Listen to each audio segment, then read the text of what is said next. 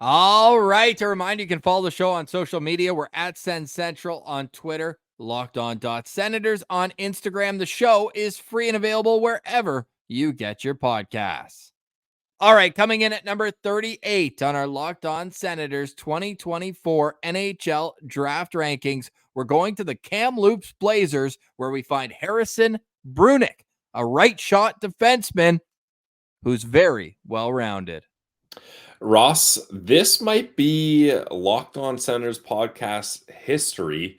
I think this is the first time we've ever talked about a player from South Africa. Now, he was born in South Africa, but he does represent Team Canada when it comes to international play. But I just thought that was a very interesting note about Brunicke here. Certainly is. Grew up in Calgary, got to grow up playing for the Royals, one game with the Brooks Bandits, and then it's like, all right, here we go. WHL. So his ascension, and we can get into it points wise, but I do find it very interesting for him. A raw talent coming in at 6'3", 184 pounds. And I just think there's a lot of room to grow. And I think that as he matures, he's going to get a lot of confidence from his coaches. I think that he's the type of player that's going to have like a slow and steady rise. We'll get into more why, but I'll tell you that he's a May birthday. So again, a lot more room to grow. Only ranked by 4 of our entities. This is where it gets stressful. Not by Bob McKenzie. No ranking for Bob McKenzie. So that's stressful. But Elite Prospects loves him. They have him as a first-round talent, 25th overall. McKean's 25 overall. Pronman 45. And Wheeler at 62. Pilsy, what do you like about Harrison Brunicke? I like that he's a well-rounded player. All the scouting reports I've seen, the scouts all seem to agree that he's a well-rounded guy on both sides of the puck. He can use a stick effectively to break up passes, to get in shot lanes, especially with that 6'3" range. He's able to do that in a wide area. He can join the rush on offense. He can put up some points. 10 goals, 11 assists. Sure, 21 points in 49 games doesn't jump out at you, but the team stunk. Yeah, the Blazers didn't have their best year, and unfortunately, he did miss the final month of WHL play due to injury. Wheeler mentioned that he got hit from a late hit that knocked him out for the rest of the season in the WHL, but at least he was able to come back and play in the U18 games, where he had 4 points in 7 games. He can skate. There's your number one. A right shot that can skate, defend well.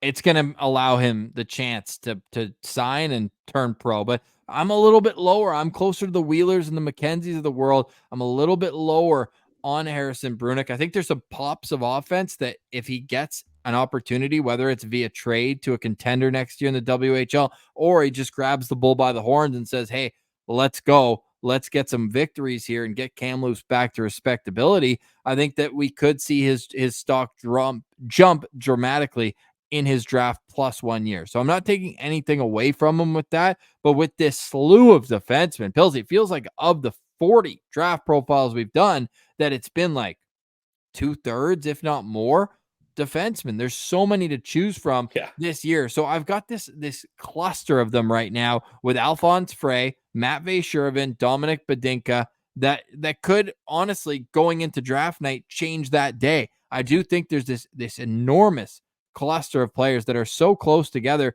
It's just basically choose your archetype and then grab the guy who fits that. But in terms of quality, I think these guys are all that like early second round type talent. Yeah, I'm not as high on Brunicke as McKean's and EP are.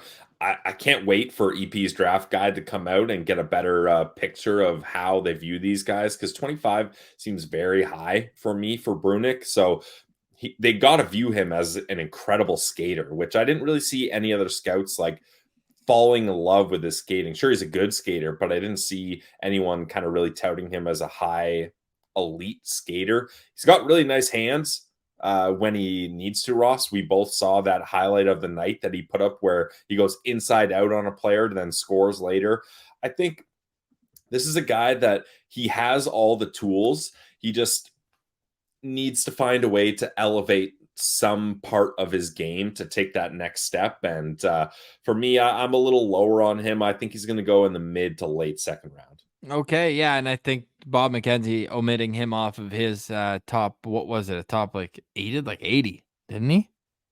I forget Right? how many he ended up doing, but either way, being omitted on Bob McKenzie's list is not a good recipe to be drafted in the first round. No, it's definitely not. But I do think that there's a project in here that could pay dividends to an NHL player. I just think we might be looking at a third pair defenseman who, in a perfect world, could get some power play time because there's some pops. Like there's a couple highlights where you're like, oh, yeah, there's some sneaky skill there for sure.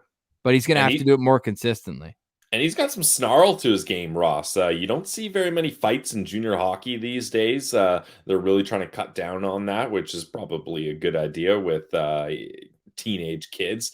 But if there's willing combatants, they'll let him go. And he had 3 WHL fights. Now, the one I watched, he did get beat, but it was a good tilt overall. So he's willing to throw down if it comes to it. So you got a bigger right shot defenseman that can skate and doesn't mind throwing down the gloves once in a while. There's going to be a lot of teams that are going to be attracted to that. Should the Sens be one of those teams, Pilsy? Right shot defenseman, people get excited. Yeah, in my opinion, no, Ross. I've got Harrison Brunicke at 3 stars, 3 out of 5 stars here.